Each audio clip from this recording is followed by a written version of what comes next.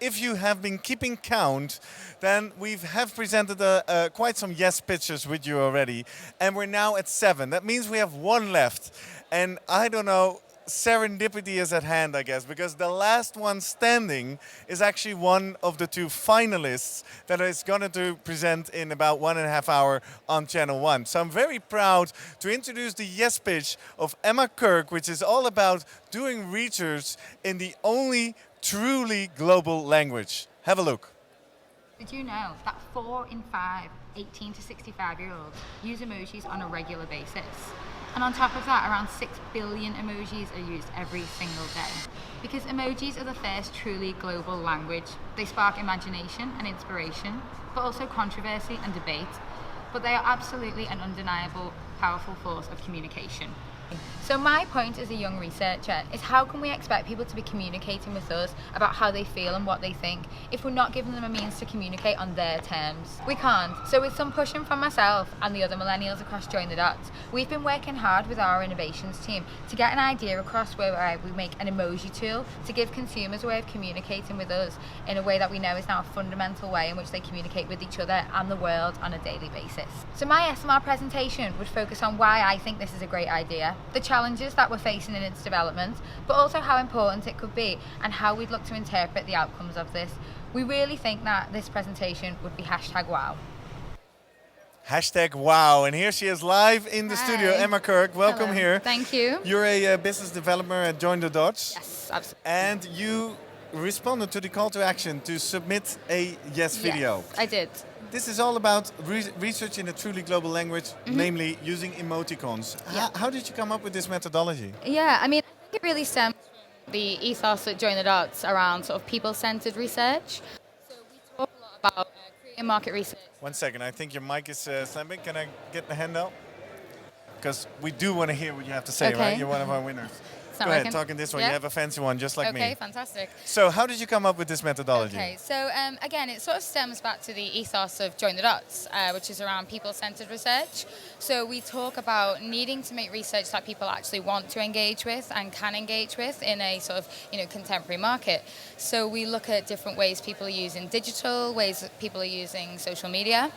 And being a millennial, there's been a lot of talk of that the past few days.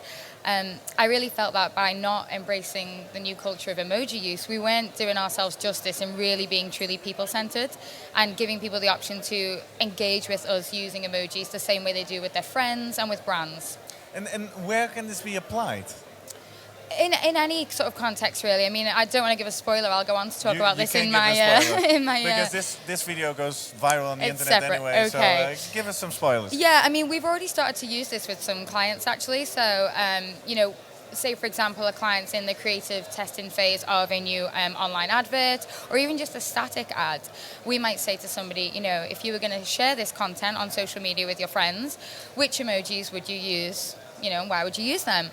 And then we can really get a feeling for their emotional sentiment to that video, but also the sort of strength of feeling. The same way, you might see a video from your favorite TV show and you might tweet lots of hearts or a crying face or a laughing face. And we're just really trying to replicate that in terms of our research. But I can imagine the difficulty here being then, okay, I respond with emotions. I use emoticons because I don't have to externalize or put in words what I feel. And now you're actually trying to translate that back to human language. Yes. How does that work? How are you so certain that works? Yeah, I mean, it's difficult, with any market research. I think there's always an element of interpretation that's subjective, whether it be from numbers, from words, from images in this case. So I think it's fair to say we always adopt a mixed method approach. It's not like we would ever do an entire study and just, rely on emoji use. That wouldn't be given a full picture. The past few days we've heard a lot about mixing qual and quant, Exactly. and so we would use it in combination with a variety of other question tools, but it certainly gives us an indication of where strength of feeling lies and sort of emotional sentiment to content. So I think it has a place. We're very much still learning in this area. It's quite new, but we're excited to see where it goes. Now, out of curiosity, do you see any cultural differences in the use of emoticons? I mean, is emoticons truly a global language, or do you have varieties? Yeah, I mean, it's interesting. We at Join the Dots haven't yet done any sort of global studies yet using them, but it's widely sort of reported that there are cultural differences between use. And again, I'll come on to that in my presentation. So Twitter did an analysis this year of the top tweeted emojis across the globe. Largely, we see universal emojis. So, the most common across the world is the face with tears of joy. It's called. So you'll know the one. It's crying. It's laughing. Yeah. It's replacing LOL, right? Exactly. Yeah. So that's commonly used across all countries. The heart, the red heart, very much unanimously used.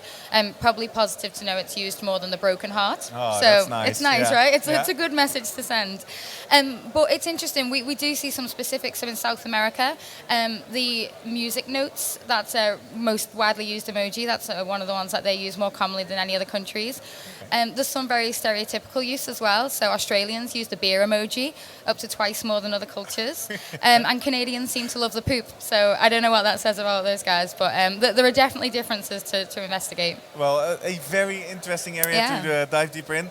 This year you got the Congress with the Yes competition pitch. Yeah. I'd invite you to go deeper into this, write a paper next year, and make sure you make it to Amsterdam, right? Yes, I'd love to. Yeah, thank you. All right.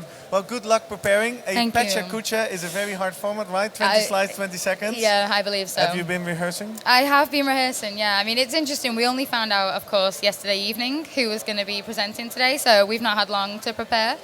So I'll do my best. All right. Yeah. Well, let me invite all our viewers that will be at 5:30 New Orleans time on Channel 1, right? So, well, Emma, thanks for being with us, and I'm looking forward to your talk. Great, thank you. Thank Cool. you.